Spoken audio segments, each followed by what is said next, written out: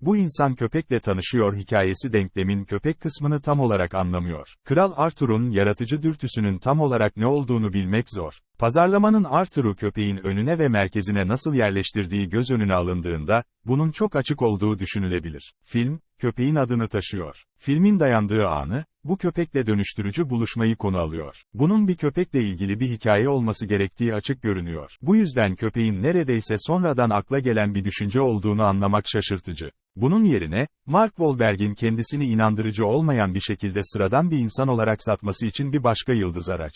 Wahlberg, yarışlarını kazanmaya o kadar takıntılı ki takım arkadaşlarının ihtiyaçlarını ve tavsiyelerini görmezden gelerek podyumun zirvesinde yer alma şanslarını sabote eden, tükenmiş macera yarışçısı Michael Light'ı canlandırıyor. Zafere ulaşmak için son bir şansın peşinde, Dominik Cumhuriyeti'nde son bir yarış denemek için bir takım topluyor, burada zafere giden yolda yürüyüş yapmak, bisiklete binmek, tırmanmak, çelik halatla kaymak ve kanoyla ilerlemek zorunda kalacaklar. Bu rüya takım yalnızca, her biri grup dinamiğine katkıda bulunacak tek bir karakter özelliğine sahip olan stok karakterlerden oluşur. Simu Liu, Instagram takıntılı bir etkileyicidir ve, haklı olarak, sponsorların, yarışçıların haritadaki noktaları takip etmekten biraz daha fazlası olarak görünmesi için para harcamadığını anlıyor. Natalie Emmanuel, yalnızca, doruk noktası geldiğinde unutulan bir karakter olan ölümcül hasta baba efsanesini yatıştırmak için koşuyor. Ali Suleiman'ın dizinde sorun var. Onun meselesi bu ve pek de bir engel gibi görünmüyor. Bu karakterler zorluklar karşısında büyüyüp değişmek için var değiller ve Wahlberg'in Michael'ının büyüyüp prestij odaklı bir pislikten başka bir şeye dönüşmesini de sağlayamıyorlar. Onlar sadece Wahlberg'in bir lider ve felaket önleyici olarak yeteneklerini göstermesi için buradalar,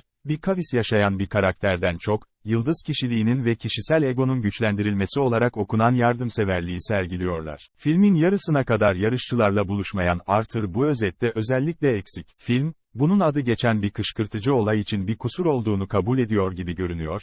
Bu yüzden ön yarı, sanki Homer'ların umutsuzca, "Pucci nerede?" Ancak Arthur yarışçılarla birleşip onları gecenin ortasında uçurumdan düşmekten kurtardığında bile, köpeğe odaklanmak en iyi ihtimalle göstermelik geliyor, sanki film gönülsüzce var olma nedeninden yakınıyormuş gibi. Bunun nedeni büyük ölçüde, senaryo taslağının yapay entrikalarından ziyade Michael ve Arthur arasında gerçek bir bağlantı hissi veren bir ilişki geliştirmedeki başarısızlıktır. Simon Cellan Jones'un bir yönetmen olarak gözü, Arthur'u okunabilir duygulara sahip bir karaktere dönüştürecek şekilde etkili bir şekilde kişileştirmeyi hiçbir zaman başaramıyor ve Wahlberg'in bir aktör olarak olağan zayıflıkları, yalnızca köpekli bir sahne partneriyle büyülenmeye zorlandığında daha da büyüyor.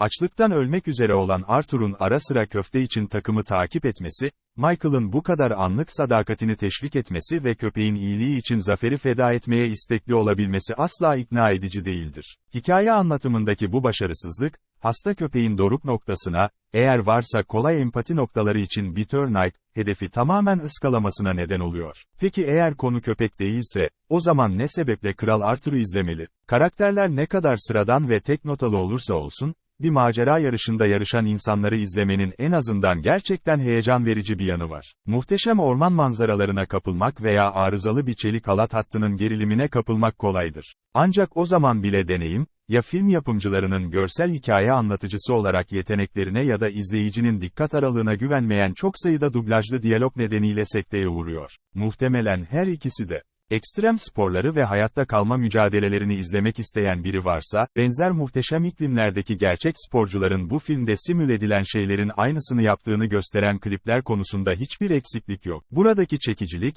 bir hikayeyi deneyimlemek, karakterlerin zorlukların üstesinden geldiğini görmek ve onların sevimli bir köpek yavrusuyla bağ kurmasını izlemek olmalı. Ancak Kral Arthur bu üçünü de yapma konusunda beceriksiz olduğunu gösteriyor. Buna söylenecek tek şey, o FFF.